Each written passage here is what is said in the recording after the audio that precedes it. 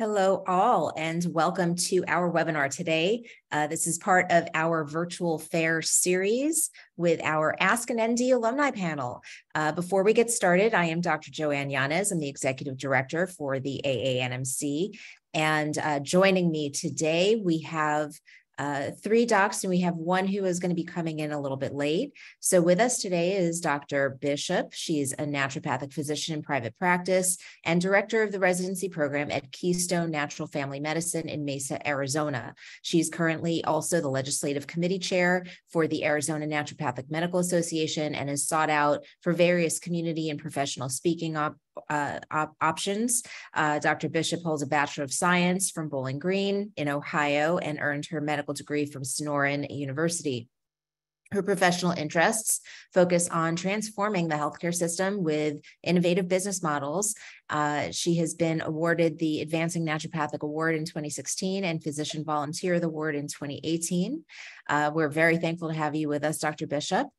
We also have Dr. Mandana Adelati, is the founder of Wellness Naturopathic in North Vancouver, British Columbia, Canada. She's a graduate of the Canadian College of Naturopathic Medicine, has been practicing there for almost 2 decades. Dr. Adelati is a recipient of numerous awards, including Best of Canada and Consumer Choice Awards in Naturopathic Medicine and Business Excellence. She's got a special interest in hormonal health, fertility, skin, digestive health, and sports medicine. Dr. Joshua Faranick is a naturopathic physician in Washington and doctor in California, and a clinical researcher specializing in integrative medical care for neurological conditions, as well as GI, inflammatory, men's health, and hormones. He completed his naturopathic school training at Bastyr University, finishing up his master's in public health at the University of Washington, and is really passionate about evidence-based integrative medicine. And so I'm very happy to have all of these docs here with us today. Next slide, please. So before we get started, just to let you all know that this webinar is recorded, we will be sending out a recording. Question and answers should be used using the Q&A function, not the chat, please, just so we can track questions. We will have time for the panelists to address some of your questions later on. So if you have any issues, though, there's an email address up there to address. And so with that, we can go ahead and get started. And there are no financial disclosures for any of the panelists today. We're just having an informal chat about what they love and what they've learned as naturopathic doctors. Go ahead. Next slide. So we just did that. All right. So first question for the panel. Tell the group here, we've got about 40 folks in attendance right now. So if you would just take like maybe a minute or so and tell us briefly about your background and journey to becoming an ND, and how did you know it was the right decision for you? So Dr. Adelati, why don't you start, please? Sure. Hello, everyone. I went to University of British Columbia and I did my undergrad in psychology and family science. And then I decided to take a bit of a break and sort of figure out what I wanted to do next. I worked at the bank for a while and decided that wasn't for me. And my true passion was in health. And I was actually considering becoming a counselor when I just happened to be flipping through a magazine that was talking about naturopathic medicine. And that's what really intrigued me. And I ended up doing more research and sort of finding out what it all entails. And I felt that the philosophy really sat well with me. It was in tune with how I live my life and how I take care of my own health. And that's when I decided to apply to the Canadian College of Naturopathic Medicine. And that's how my journey started. Thank you. Dr. Bishop. All right. Well, mine started because I had 2 of my children were born at home. And once I started doing home births, then I got very into the birth community, and the whole natural medicine thing just really spoke to me and started to make sense. I was ready to go to osteopathic school. I had all my applications in, I had done my MCATs, paid all the money, and I missed the deadline by 3 days. I really think that was God's way of telling me, like, there's something better for you. Because growing up in Ohio, I had never heard the word naturopathic. I had no idea this form of medicine even existed. But when I missed that deadline, I started researching to see if there was something similar or what other options there were. And Sonoran came up online, and some of the verbiage on the website was almost exactly what I had said. So we flew out to Arizona and never left, still here practicing 12 years later. So. Thank you, Dr. Faranick.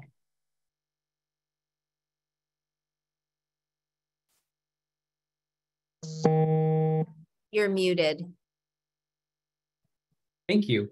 Born and raised in Los Angeles, studied economics and finance undergrad in Michigan, thought I wanted to do something very different with my life, and slowly began to realize it wasn't fulfilling me, it wasn't making me happy.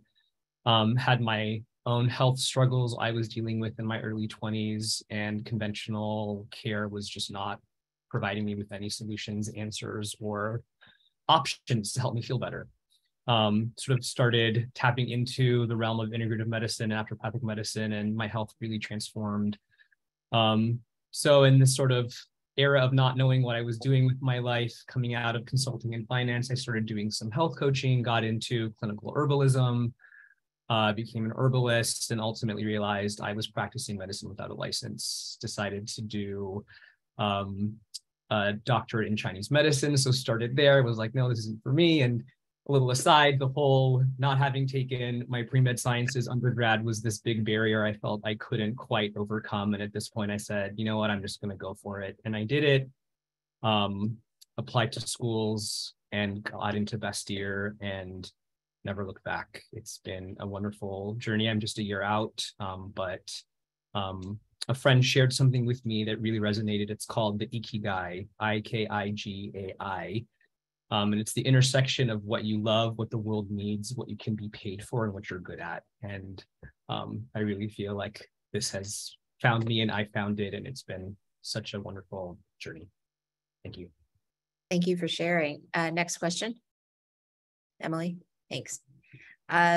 So tell us a little bit about your career or practice. I know I love that we have someone who's couple decades out, someone who's 12 years out, and somebody who's a relatively new grad. It really gives a good cross-section of different experiences. But maybe if you could talk just a little bit about your patient population, how you landed seeing the types of people you see, and what you're doing clinically with your career.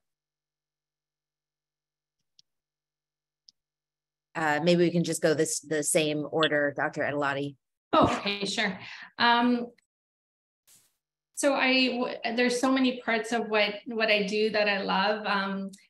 I do a lot of work with gastrointestinal, women's health, fertility, sports medicine. And what I really love is all the different tools that we have that we can use to really fine tune our treatments and individualize them. So not really using a cookbook approach to each case. So for example, if I'm seeing somebody with having headaches, if I see 3 different patients, I don't necessarily treat them the same way, sort of figuring out what the underlying cause of it may be. Maybe somebody has allergies, someone else has a posture issue or hormonal, and that may be the base of or the reason behind their headache, and really treating them on that level. So I love that about naturopathic medicine, that we can kind of pick and choose the different therapies that we can use to treat our patients, and really individualize the treatments. All right. I've been in primary care ever since I started. So I chose primary care because I wanted to take care of families.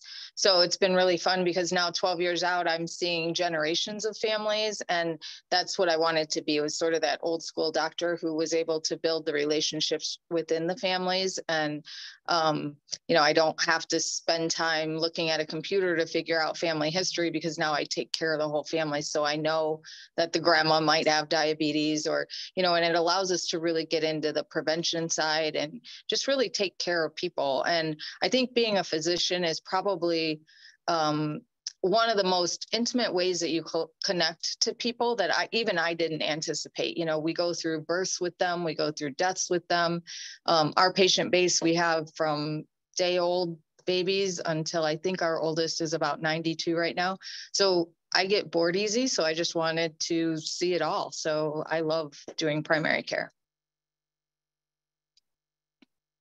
So I did my training and a lot of preceptor hours and advanced preceptorship hours and research with an incredible naturopathic physician in Washington, Maureen Mishley, who has a practice specializing exclusively on Parkinson's disease.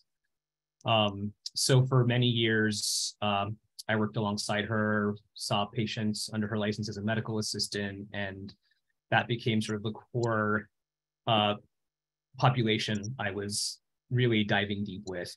And sort of through that, there were a lot of other conditions they had that, you know, Dr. Mishley wasn't as skilled in. So a lot of chronic gastrointestinal health, environmental medicine, men's health, some of these other things that I've sort of developed specialties in arising out of common things seen in that patient population. So I have a sort of neuro, gut, environment, sort of heavy focused practice, and I've been doing a lot of long COVID care lately, which I'm loving. And it's great to see folks responding well and coming out of that. And yeah, it's just been really fun to be able to set your own schedule and be your own boss and to connect with people and help them. And I love the entrepreneurial spirit of all of this and starting your own practice, and it's been great. Thank you. Next question. Okay, let's start with Dr. Faranick, since you're the closest out from naturopathic school. So what was your biggest challenge? Is there anything that you wish you had known or done differently during school? Thanks. Yeah. You know, for me, the biggest and maybe throw in a study tip too. Okay. For me, the biggest challenge in school was COVID. So COVID hit at the end of my third year, I did 5 years. So it was the end of my third year, it hit. And so a lot of my first year of really getting into clinical training was done via Zoom in a lot of capacities. You know, it made it hard to really get physical exam repetition done and in your body and have comfort with all of that. But at the same time, I think it gave me a certain level of comfort with telemedicine, which I love practicing now. So the pandemic, personally, for me, given the timing, was the biggest challenge, and staying engaged with coursework and everything in a non-traditional remote format. Is there anything I wish I'd have known or done differently? For me, the big thing, I started on a intensive track and slowed it down. And I think that having folks early on maybe who would have told me it's okay to take your time, it's okay to slow down, go at your own pace, there's no rush, would have been really nice. You know, there's sort of this pressure coming in to get it all done and do everything and take on everything at once and feel like you have to learn everything you need to know so that you're the most perfect clinician day one out of school. And that's just not the case. Just get through it.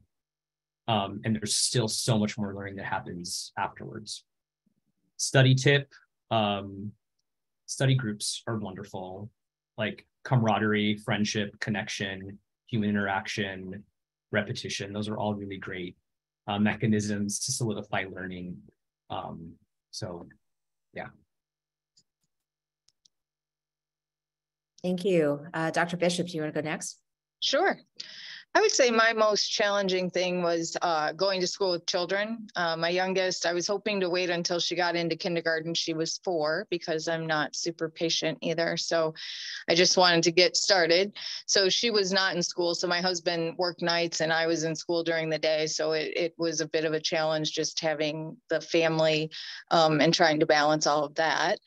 I would say the study tip, I was going to say the same thing Josh did, because I would definitely say use a group and then try to, for me, like finding the application of what we were learning, like in real life, really helped. That was a big way that I learned the textbook part of medicine. I had to get into the application of it. So I volunteered at the hospital during school so that I could actually see that the things unfolding that we were learning in the textbook. So.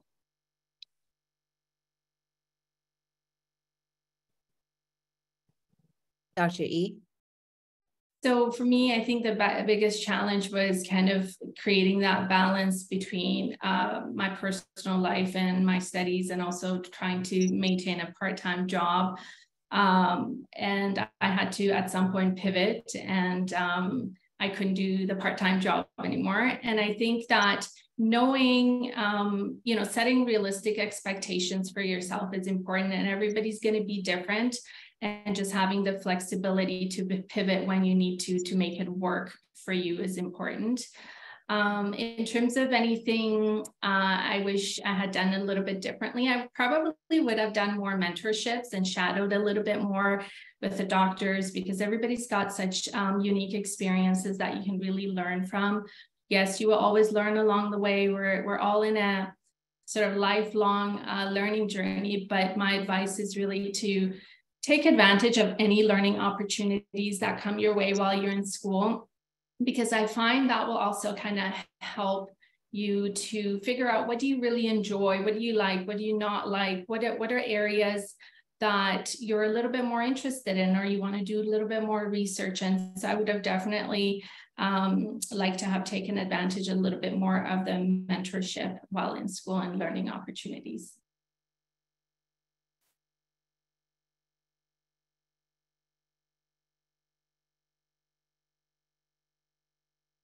Tell us a little bit, maybe we can speak to the balance of life and personal during school and also during practice. Dr. Bishop, we'll start with you. I know you had started talking a little bit about having a 4-year-old. I don't even know how you did that, but I know people do it all the time. I actually had 2 classmates. One had 2 children during naturopathic school, during school. I superwoman. So talk to us a little bit about work and life and balancing life and so on. So I have 4 children. I had 4 in 5 years. So I had them kind of boom, boom, boom. And it was definitely a challenge, but it can be done. I think naturopathic school, our class was just so supportive. There were times that the babysitter would fall through or something, or my husband couldn't be with my 4-year-old. And so I did have to take her to class, rarely, but occasionally, and everyone was very supportive of that. I would say I learned fairly quickly that there's not really a balance. Some days I was a lot of student, or a lot of doctor, or a lot of business owner, and not a lot of mom or wife. But then, you just have to take the time that you can have and try to make up for it. So, on the weekends, I would try to do as much as I could, or if my girls played volleyball, so if they had volleyball tournaments, I always tried to be there, and realized I wasn't going to get a lot of studying done that day. So balance is really, really hard to strive for, and I think you just have to be kind to yourself and realize some days you're going to be all of one and maybe not much of the other. But thankfully, like, my family was really supportive of that, so it works.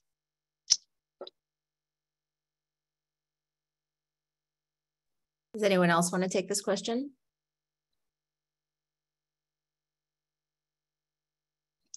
Otherwise, we can move on. Okay, so let's talk typical work week. So Dr. Adelati, why don't you start off with what your regular work week looks like? Sure. So I have a solo practice, and I typically have 4 days at the office and 1 day at home. The 1 day I'm at home, I do mostly just sort of whatever paperwork is left over, or marketing, or some, all this stuff, business related stuff. I do that at home while I'm at home. A typical day would be I might be doing consultations, injections, maybe B12 injections or intravenous vitamin therapy. If I'm seeing any sports injuries, I may be doing prolotherapy, acupuncture. I typically spend about an hour with my new patients, sometimes a little bit more. I do physical exams with all my new patients. With my existing patients, I typically spend about half an hour or so. So every day varies. I do treat both acute and chronic conditions. I'd say I probably treat a little bit more chronic conditions these days. And although my focus and interest is more in women's health, gastrointestinal, and sports medicine, I do treat other conditions as well. So really it's whatever walks through my door is what I treat. And I spend a lot of time with patients, and I find that that's part of what they really like, that we're there to listen to the entirety of their symptoms and not just a few things here and there. So that's what my typical week looks like.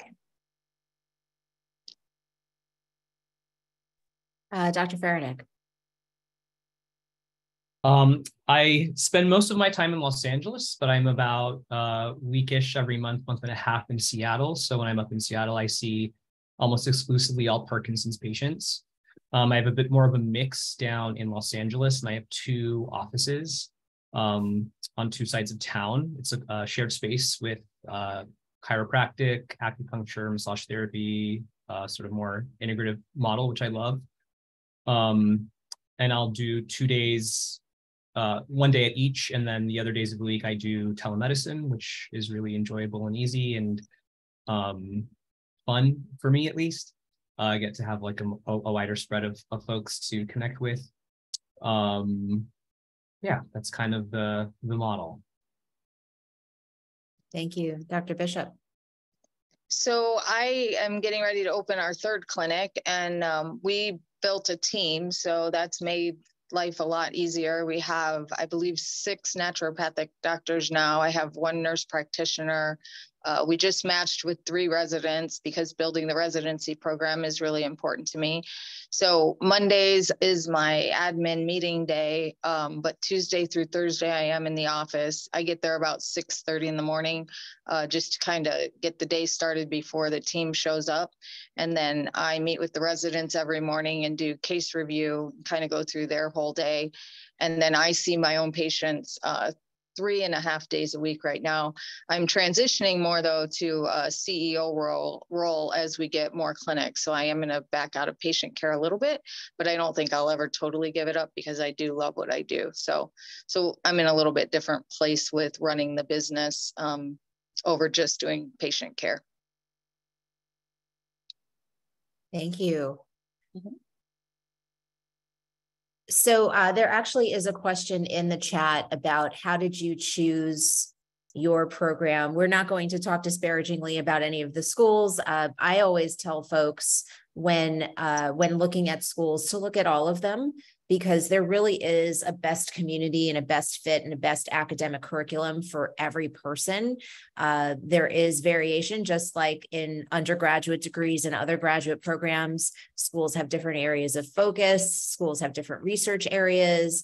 There are lots of things that make individual communities unique and special, and it's finding where you fit. How did you choose on your program that you chose, Dr. Adelati? Well, I'm in Canada, so at the time I graduated from the Canadian College of Naturopathic Medicine in Toronto, but since 2021, we also have a Vancouver campus. But at the time, it was just the Toronto campus for the Canadian College of Naturopathic Medicine. So the choice for me, and I wanted to stay in Canada, so that's why I went to the school in Toronto and did my naturopathic program there. Dr. Bishop, and maybe you can also touch on, what do you tell students and to look for when they're looking for a program? So mine was easy. The short answer would be sunshine, for sure. So I only toured Arizona school because I knew I wanted, coming from Ohio, I knew I didn't want that anymore. So I just walked on the campus and just totally felt at home. So I would say, go with your gut. I probably, if I had to do it over again, I probably would have toured more to get more of the feel of the other schools. But I just loved Arizona and the school when I found it. Thank you, Dr. Faranick. For me, I wanted to stay on the West Coast in the States. And so my options were basically Bastyr and UNM.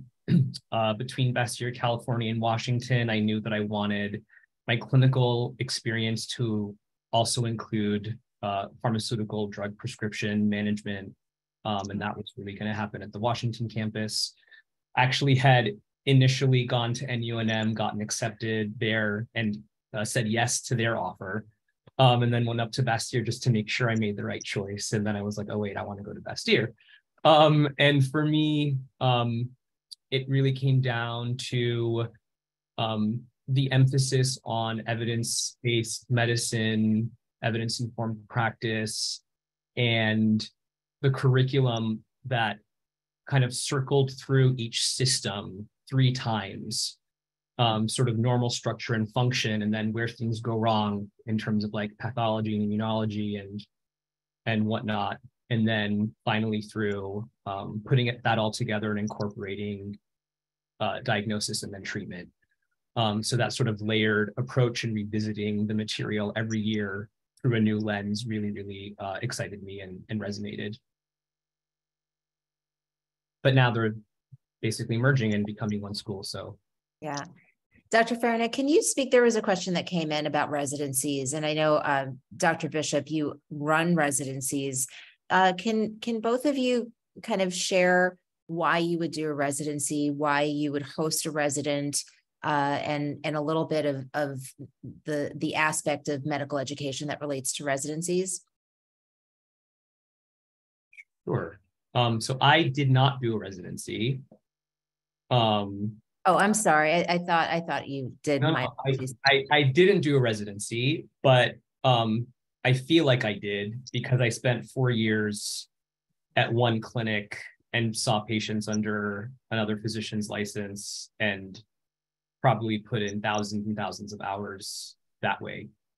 So for me, it felt like I already had that under my belt. If I hadn't had that experience, I would have absolutely done a residency. So that's my 2 cents. Thank you, Dr. Bishop. Residencies are very, very important to me just because on the legislative front, as Dr. Yanez mentioned, I'm the legislative chair in Arizona for our profession. And so if we go for any type of scope expansion or things that we want to add to our scope here, the MDs and the DOs often come out and say, well, you guys don't have residencies. And it's like, well, we do have residencies. They're just not funded by the government the way theirs are. So there's a lot of education that goes into that, but they sort of, and they're right. I mean, they believe that you really learn to apply the medicine that you learn in school through a residency. And I would agree. So we funded 10 so far. I'm taking the 13th next year.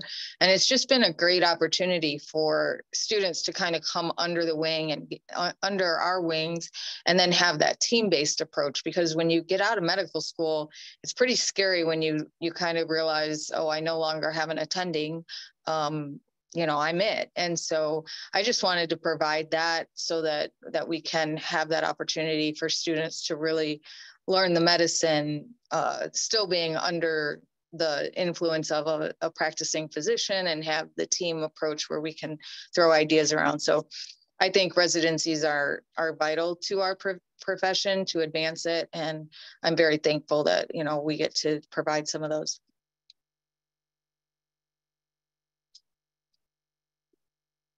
And I don't know if Dr. Adelati, if you want to mention that, or we want to go to the next question. I never did a residency. I know others who did, and they were happy with it because you do gain that extra experience as well. But I never did it, so I can't personally comment on it. Thank you. Can you speak to maybe an advice, a piece of advice that you would give somebody considering this career now? I think just really looking at the philosophy of the medicine and the foundation of the medicine, and just seeing if that really sits well with you. And if it does, then it's definitely a very rewarding profession. And also in terms of going to the school and setting realistic expectations for yourself, and having, again, I mentioned that earlier as well, I think it's important to have the flexibility to pivot when you need to, and to be okay with it, and to realize that everybody's different, everybody's got different workloads and different life circumstances, and just be flexible with it. Don't be hard on yourself. You'll all get through the 4-year program, but just kind of set realistic expectations, and when you need to pivot and change things, it's okay. It's part of life, and we all go through it. So just be kind to yourself as you go through it. Anyone else can take the net. Dr. Bishop, you want to take that? Sure. So if you're considering the profession, which I'm assuming you are since you're on the call, we need you for sure. I need more people to come to work for me. The world needs us. During COVID, we had a record-breaking year. I think a lot of people are just disenchanted with the current medical system. And we offer so much more, like just treating that whole person and the whole family. And one of my residents recently got this long thank you note from a man who basically was thanking her because he landed his dream job. And, at first glance, we're sort of like, what?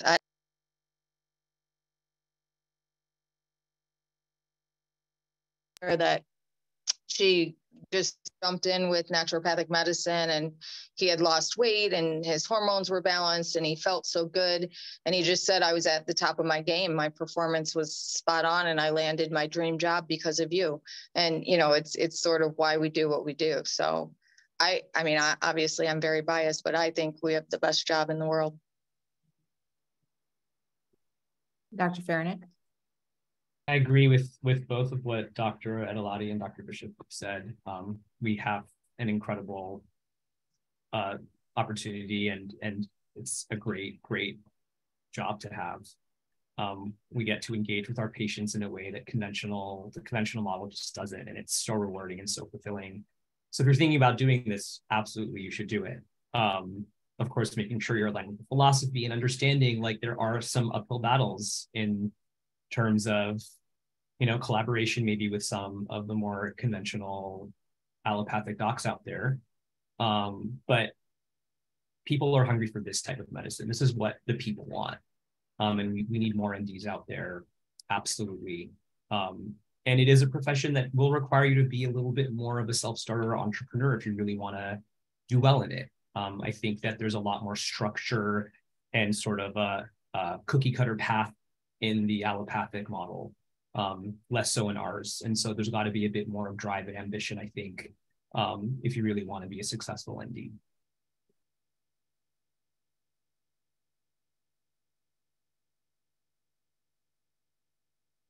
We have a lot of questions coming in, so I think I'm going to start to switch gears and start populating some of the questions from the chat because I'm typing as fast as I can and I'm only getting to so many. So there were a number of questions that came in about business, and I know Dr. Bishop, you're passionate about this, Dr. Adelati as well. Can you speak a little bit about setting up, and Dr. Farinick even, because you're just doing this now as a relatively recent grad, can you talk a little bit about setting up a new practice and what are some of the things that new doctors can do to maybe hopefully edge the success lever in their favor? Sure, I could start with that one.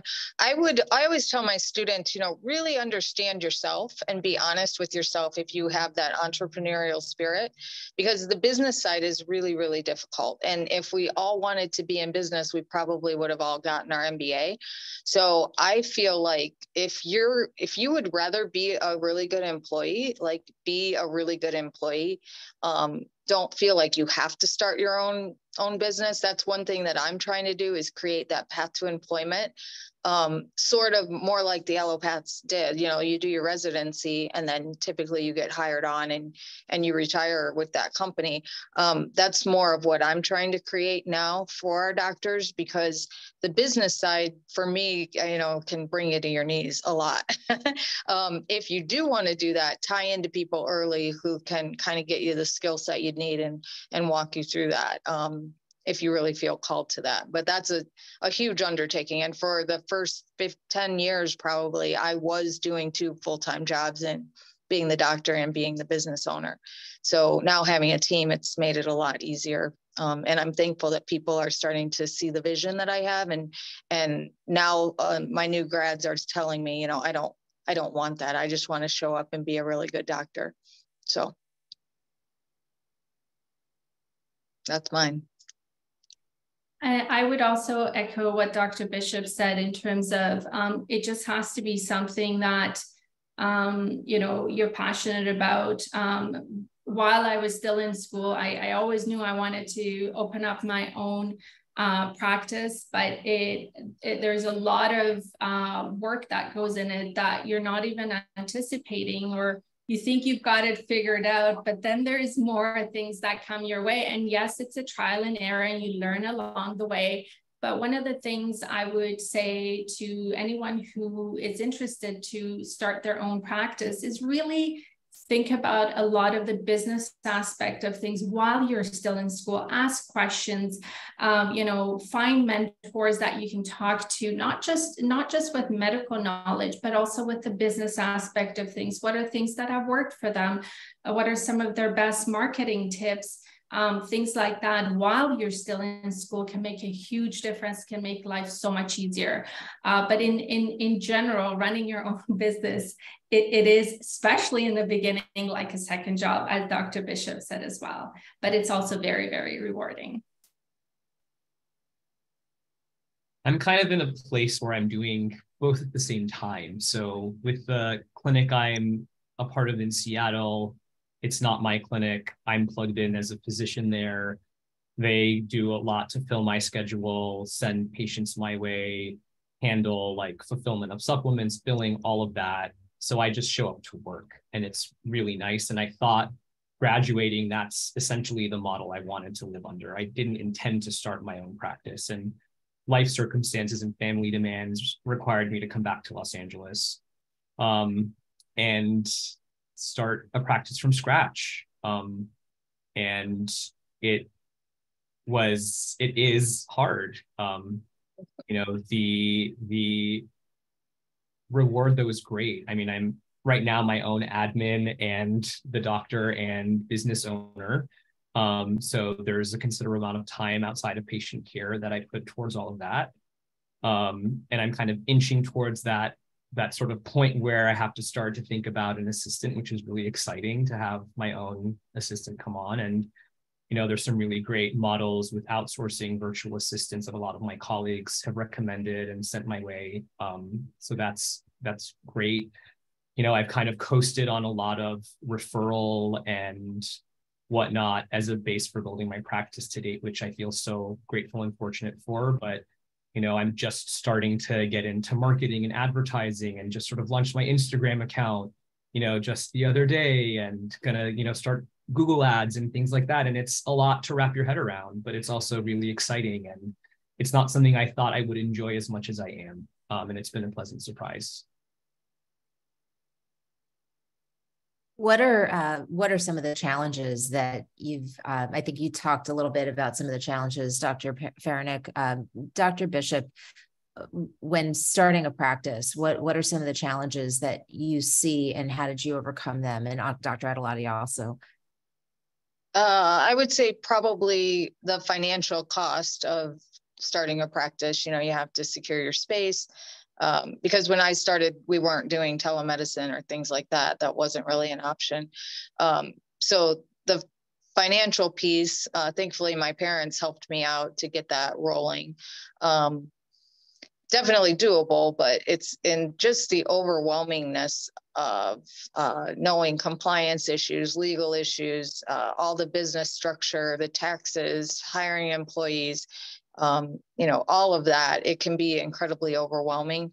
So, you know, you start small and build up, obviously, but finding like a business coach, I think would be really helpful. Or like, you know, people have said, try to get to someone who's done it so that you can see how to do it and go from there. You do get some business classes in school, but I was not in a place really to receive them because I was more worried about passing my boards. And so I didn't necessarily pay attention to the business classes until I had to learn that. So I would say one of the bigger things at the very beginning was bringing clientele in and working on the marketing aspect of things. And there was a lot of work that I had to really do on my own and learn along the way. And yes, we had business courses in school as well.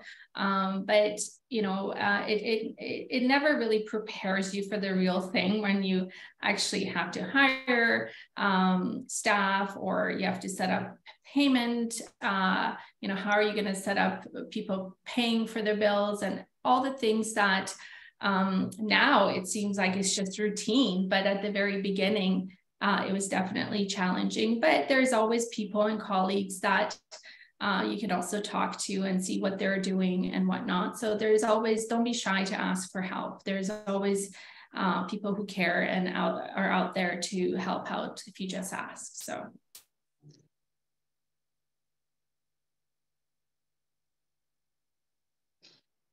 Thank you.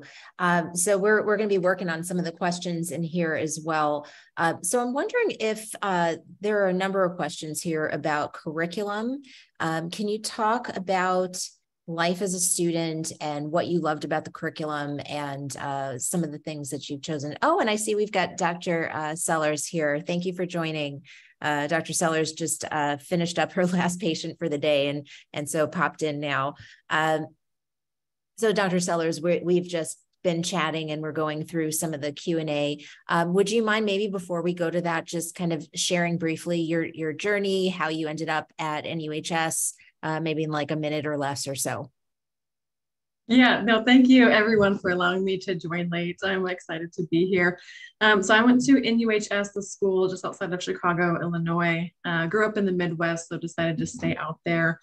Love the more of the nature cure kind of teachings from that school. Illinois is not currently licensed.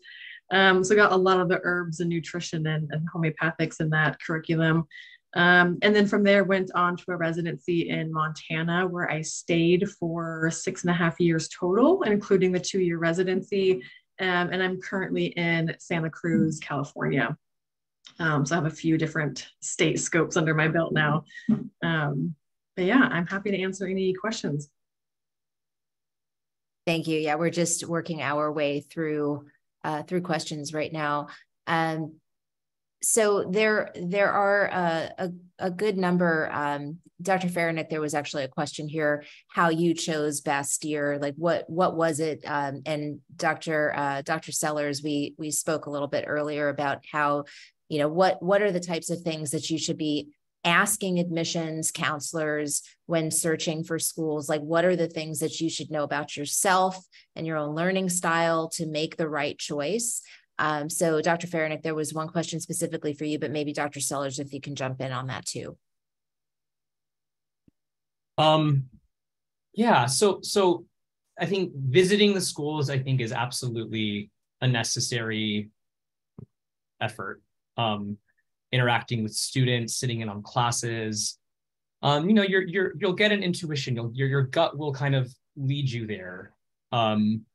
Sort of the culture, the dynamics, you know, sort of the community. That's all going to play into making a decision.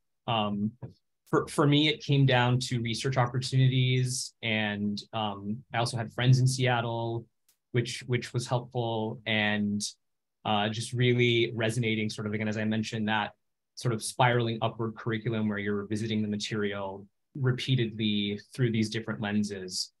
And yeah, at the end, it was just a gut decision, and I'm really happy with the choice that I made, but it wouldn't have been in any way a bad choice had I gone to NUNM. They're an incredible institution. I have friends who've gone there who love it, and are so happy with the choice they made. So I really don't think you can go wrong. I think it comes down to a gut decision, and then you make a commitment. Like, every school has its warts, every school has its issues. There's going to be things you're frustrated with, but you push through that. You're in it to win it, and it's not going to be perfect. So get that idea out of your head. There will be rough edges. Every school has its issues, but you push through, and it's worth the hard work. Yeah, I agree. I started indie school back in 2012, I think. And so for me, growing up in the Midwest, I was primarily interested in a location far enough away from home, but not too far. I didn't know anyone out west, that sort of thing. And so ultimately still went to the Chicago-based school, which I would advise to really look around and see it in person. They're all very different. I did that sort of after the fact rather than before. And there's a lot you'll learn about yourself along the way, regardless of which school you choose. And I totally agree. You'll get a feel for it once you're there, tour the campus, get to know the students, talk to some of the professors. There's lots of different types of opportunities around the area. And if you have the time, or reach out to docs in the area practicing too, and kind of see what their feel is of the city. Because there's a handful of schools to choose from, I think you've got to like the location to a certain degree, as well as the school itself and the peers around you. But as long as you set yourself up with a good group and study hard, it really doesn't matter which location you're in.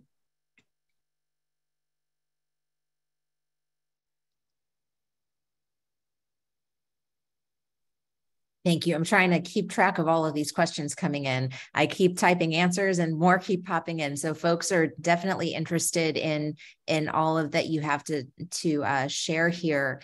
Let's see. Can I add real quick about the curriculum while you're looking? Yeah. I never realized that Sonoran and CCNM are the only two that offer acupuncture as part of our curriculum.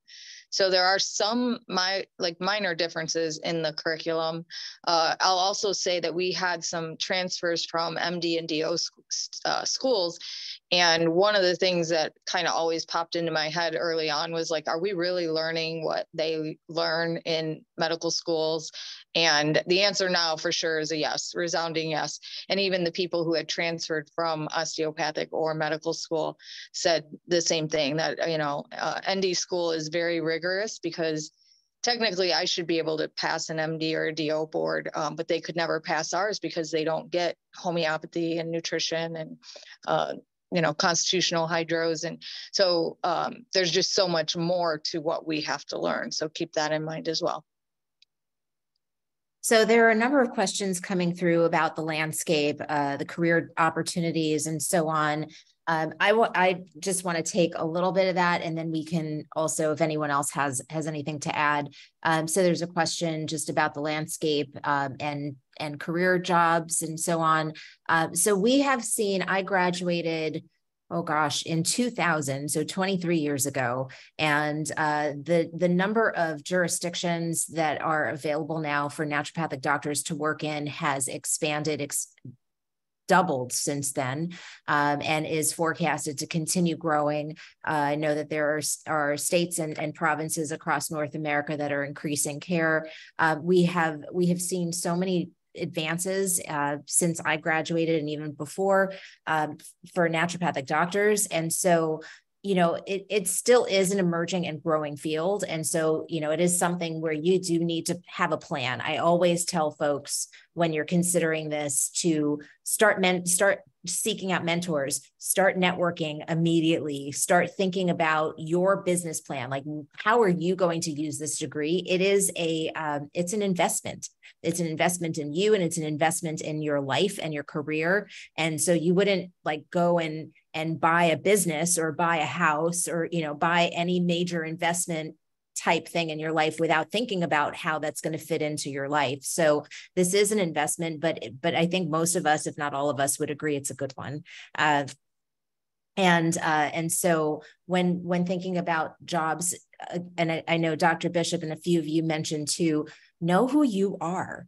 You know, take personality inventories, take all those types of tests to know, are you better at being an employee? Are you better being a manager? Are you better maybe not doing clinical medicine at all? I know I struggled personally. Everyone here is a clinician today. I personally struggled because I didn't want to do clinical medicine full time. And that was what I went to school for. And so, you know, making it okay to take different paths. If you want to write, if you want to teach, if you want to do public speaking, if you want to consult to businesses, all of those are things that you can do within your naturopathic degree. There's no one right way and there's no one wrong way to do it. There's a right way for you. So I don't know if anyone else has any career guidance for folks of what you would tell people, you know, in order to maybe kind of calm those fears of like, well, how am I going to pay off my student loans? What kind of job am I going to get? You know, what does that after graduation life look like? So I don't know if anyone else wants to jump in on that. I'd love to.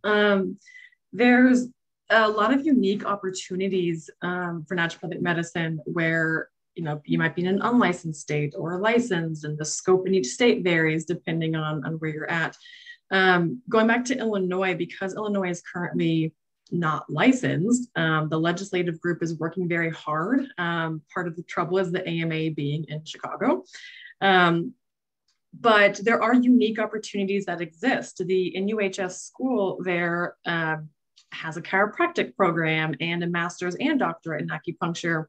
And so a lot of my colleagues who stayed in the state of Illinois got the chiropractic degree as well to be able to practice with the full scope in that state, so that they have, you know, a license and a full family medicine scope.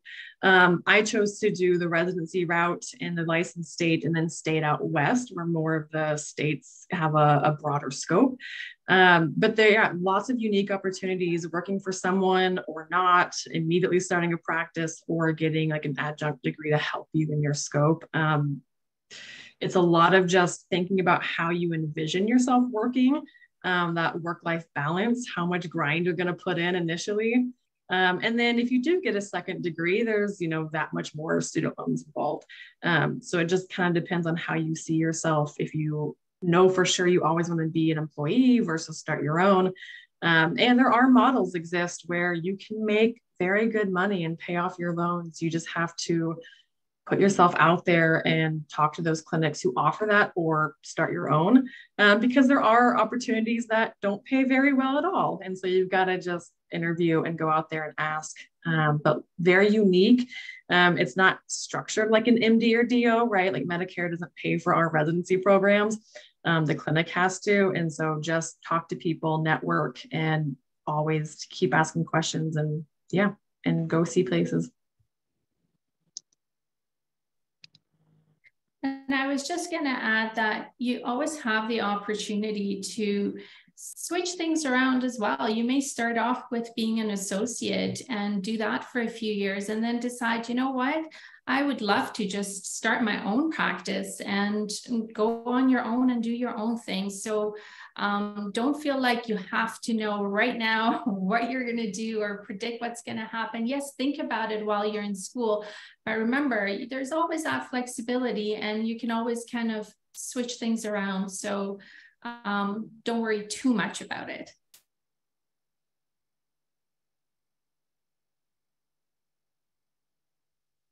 So I know that we are wrapping up. Emily and I are going to stay on for a little bit and try and type in some of the questions that have come through.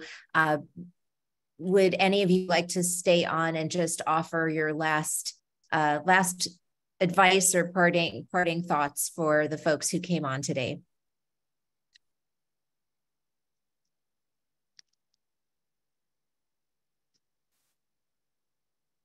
Dr. Bishop, were you trying to say something? I can. Yeah, I would definitely encourage everyone to do it. I feel like the career choices are almost unlimited in our profession, because we can do so much with the degree, as well as, help the world. I just think it's the right thing to do. People need us and want us, and like I said, I mean, it's a great profession, and I'm glad you guys are here. Feel free to contact me. I don't know if Dr. Yanez is going to share our contact info, but you can always reach out to me if you have more specific questions too. We can put that back up. There was a question for Dr. Edilati also. So I would just encourage, reach out directly to the docs if you have questions for them specifically. Yes, please feel free to reach out. Happy to answer questions. Absolutely.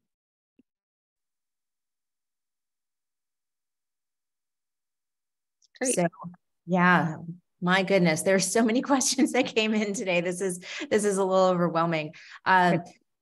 So we are going to continue to have these types of platforms and forums.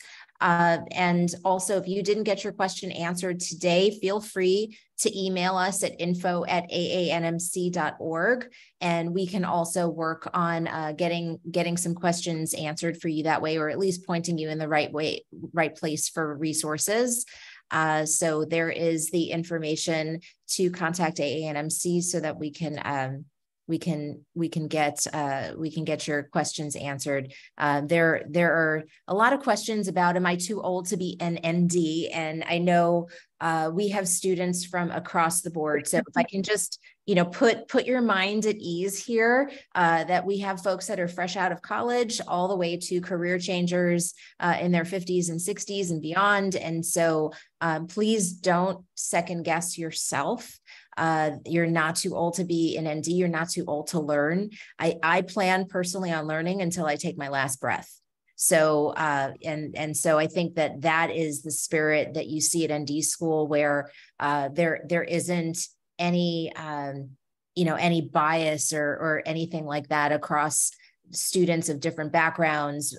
We have folks who come very traditionally pre-med, to people who are full career changers and were accountants or engineers or massage therapists or nurses beforehand, and they all can be successful. So with that, I'm going to just hopefully encourage you all to give yourself your best shot here. And if this is the way to do that, then we welcome you wholly.